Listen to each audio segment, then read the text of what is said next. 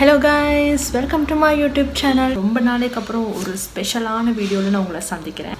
நம்ம YouTube channel start பண்ணி இன்னையோட 1 year கம்ப்ளீட் ஆகுது.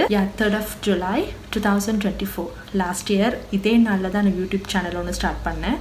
இந்த 1 yearல வந்துட்டு எனக்கு ஒரு 35 வீடியோஸ் மாதிரி தான் எனக்கு போட முடிஞ்சுது. என்னோட ஃபர்ஸ்ட் வீடியோ நீங்கள் பார்த்தீங்கன்னா தெரியும் எப்படி இருப்பேன் அப்படின்னு.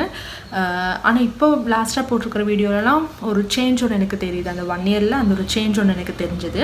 113 சப்ஸ்கிரைபர்ஸ் எனக்கு ரீச் ஆகியிருக்கு.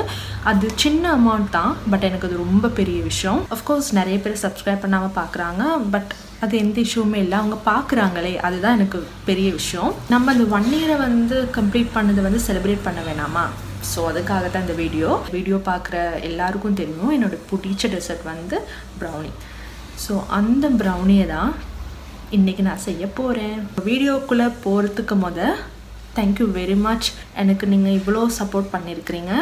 அந்த 113 சப்ஸ்கிரைபர்ஸ்க்கும் என்னோடய வீடியோஸ் வந்து பிடிச்சிருக்கு, நான் போடுற வீடியோஸ் எல்லாம் பிடிச்சிருக்கிறதுனால தான் சப்ஸ்கிரைப் பண்ணியிருக்காங்க. ஸோ அதுக்கு தேங்க்யூ வெரி மச். நான் போடுற அந்த லாங் வீடியோஸ் வந்து ரீச் ஆகுது இல்லையோ, பட் நான் போடுற ஷார்ட்ஸ் எல்லாம் செம்மையாக ரீச் ஆகுது. நிறைய பேர் வந்து பார்க்குறீங்க, நிறைய பேர் லைக் பண்ணுறீங்க. ஸோ இது எல்லாமே எனக்கு நான் வந்து ரொம்ப கிரேட்ஃபுல்லாக ஃபீல் பண்ணுறேன்.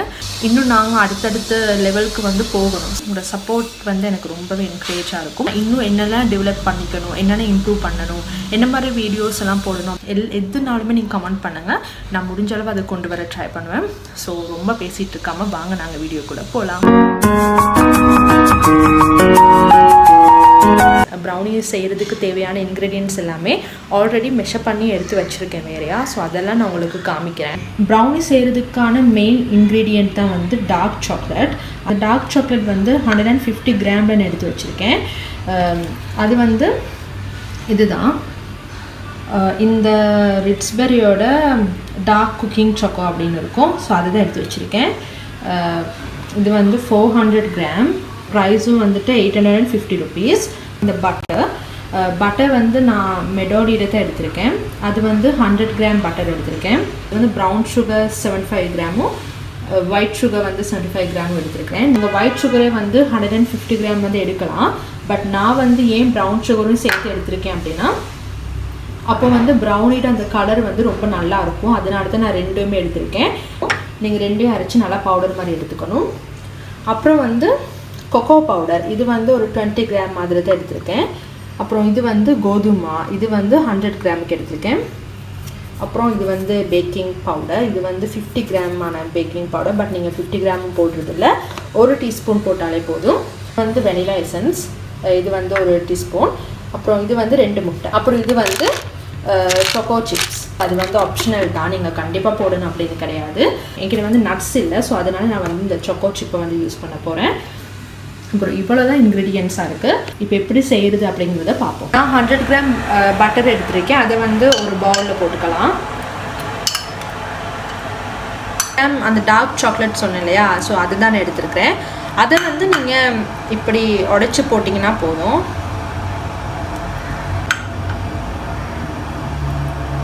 இது ரெண்டையும் வந்துட்டு நாங்கள் மெல்ட் பண்ண போகிறோம். ஸோ மெல்ட் பண்ணுறதுக்கு வந்து நான் சுடுதண்ணியை வந்து வச்சுருக்கேன். அதில் நாங்கள் மெல்ட் பண்ணிக்கலாம். ஓகேவா, வாங்க. நல்லா சுட இருக்கணும்.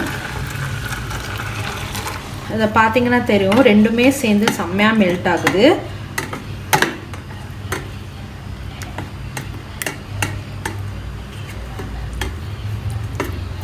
ஹாஃப் வந்து மெல்ட் ஆகிடுச்சு. வெளியே எடுத்து வச்சுட்டு நாங்கள் இப்படி நல்லா மிக்ஸ் பண்ணிக்கலாம். இதில் வந்து மிக்ஸ் பண்ணக்குள்ளே நீங்கள் கொஞ்சம் நல்லா பார்த்து மிக்ஸ் பண்ணுங்கள். ஏன்னா பட்டர் அப்புறம் இந்த போட்ட சாக்லேட் எல்லாம் வெளியில் தெரியக்கூடாது, அந்தளவு நல்லா மிக்ஸ் பண்ணணும். இது பாருங்கள் எவ்வளோ அழகாக இருக்குன்னு, ஒரு நல்ல டெக்ஸ்சரில் வந்திருக்கு. இப்போ இதை நாங்கள் ஒரு ஓரமாக எடுத்து வச்சிடலாம். 2 முட்டையும் எடுத்து வச்சோம் இல்லையா, அது வந்து நான் இதில் போட போகிறோம்.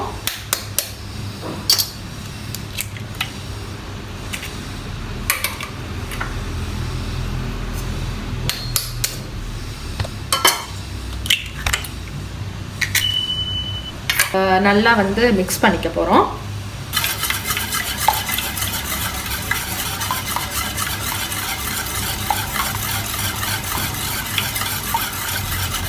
பவுடர் பண்ணி வச்சுருந்த சுகரை வந்து போடணும்.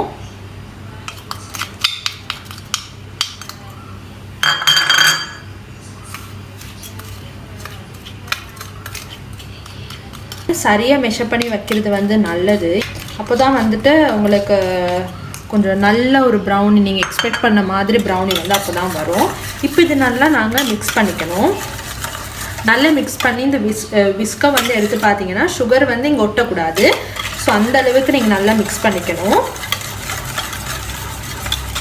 நாங்கள் 1 டீஸ்பூன் வெனிலா எசன்ஸை வந்து ஆட் பண்ணிக்கலாம். இப்படி நீங்கள் மிக்ஸ் பண்ணிகிட்டு இருக்கும்போது கொஞ்சம் எடுத்து பாருங்கள் அங்கங்கே சுகர் வந்து இருக்கா அப்படின்னு. சுகர் இல்லாமல் நீங்கள் நல்லா மிக்ஸ் பண்ணிக்கணும்.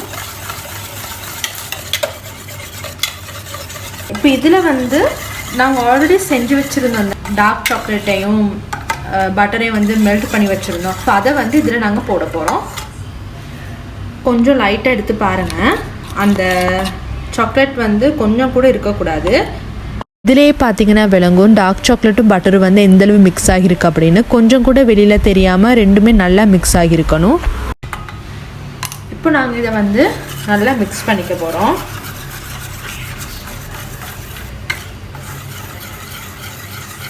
நல்ல ஒரு க்ரீமியான டெக்ஸ்சருக்கு வர்ற வரைக்கும் நீங்கள் நல்லா இதை மிக்ஸ் பண்ணிக்கணும்.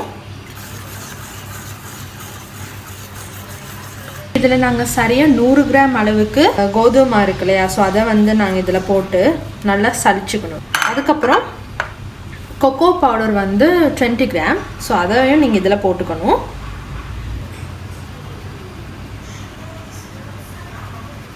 அரை டீஸ்பூனுக்கு நாங்கள் பேக்கிங் பவுடர் வந்து ஆட் பண்ணியிருக்கோம்.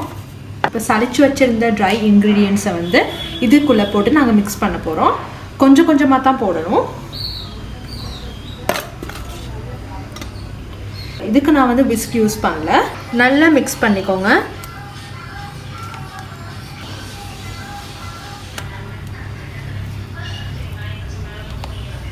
இப்போ பாருங்கள், எந்த ஒரு ஒயிட்டாக எதுவுமே தெரியாமல் எல்லாமே இந்த சாக்லேட் வந்து கவர் பண்ணிடுச்சு. ஸோ அந்த அளவுக்கு நீங்கள் வந்து நல்லா இதை இப்படி மிக்ஸ் பண்ணிக்கணும். Almost done. இப்போ நாங்கள் ப்ரௌனியை பேக் பண்ண போகிறோம். அதுக்கு ஸ்கொயர் ஷேப்பில் ட்ரை எடுத்துக்கோங்க. அதில் பேக்கிங் பேப்பர் ஆயில் பேப்பரை போடுங்க. நான் இங்கே ஆயில் பேப்பர் தான் எடுத்திருக்கேன், பட் நான் ப்ரிஃபர் பண்ணுறது பேக்கிங் பேப்பர் தான். அது ஆயில் பேப்பரை விட நல்லா ஒட்டாது. ஈஸியாக ப்ரௌனியை வந்து ட்ரேலேருந்து எடுத்துக்கலாம். இப்படி நீங்கள் கொஞ்சம் ஸ்ப்ரெட் பண்ணிக்கோங்க.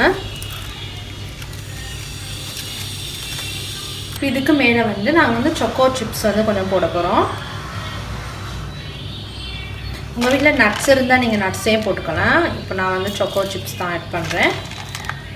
நான் இங்கே ப்ரௌனிஸை வந்து அவனில் செய்யலை, கேஸ் ஸ்டவ்வில் தான் செய்கிறேன். நீங்களும் கேஸ் ஸ்டவ்வில் செய்கிறீங்க அப்படின்னா ஒரு பெரிய வெசலில் வந்து உள்ளே ஸ்டாண்ட் போட்டு வச்சு அதில் தான் இந்த ப்ரௌனி ட்ரேயை வந்து வைக்கணும்.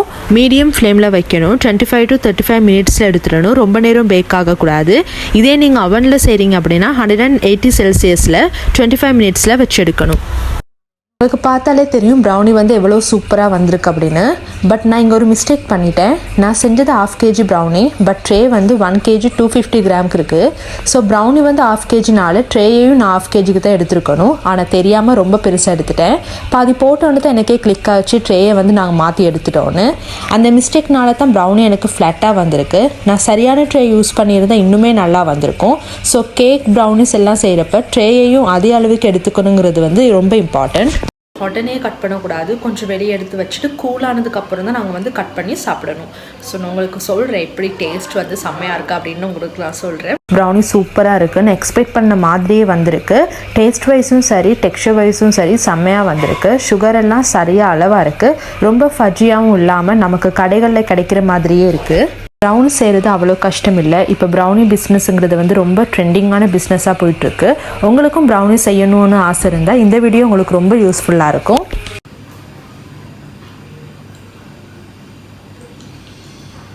நிஜமாக செம்மையாக இருக்குது. நான் எக்ஸ்பெக்ட் பண்ணவே இல்லை எப்படி வரும்னு. செம்மையாக இருக்குது. நீங்களும் ட்ரை பண்ணி பாருங்கள். இதோட வந்து வெனிலா ஐஸ்கிரீம் அதை வந்து இதுக்கு மேலே போட்டு சாப்பிட்டிங்கன்னா இன்னுமே பர்ஃபெக்டாக இருக்கும். அவ்வளோதான் இன்றைக்கி வீடியோ. இந்த வீடியோ உங்களுக்கு பிடிச்சிருக்குன்னு நான் நம்புகிறேன். மறக்காமல் சப்ஸ்கிரைப் பண்ணுங்கள். பக்கத்தில் இருக்கிற பெல் ஐக்கானை கிளிக் பண்ணுங்கள். அப்போ தான் நான் போடுற வீடியோஸ்லாம் நோட்டிஃபிகேஷனாக வரும். லைக் பண்ணுங்கள், ஷேர் பண்ணுங்கள். அடுத்தடுத்து என்னென்ன வீடியோஸ் போடணும் அப்படிங்கிறத வந்து கமெண்ட் பாக்ஸில் வந்து கமெண்ட் பண்ணுங்கள். அடுத்த வீடியோவில் உங்களை நான் மீட் பண்ணுறேன். பாய்.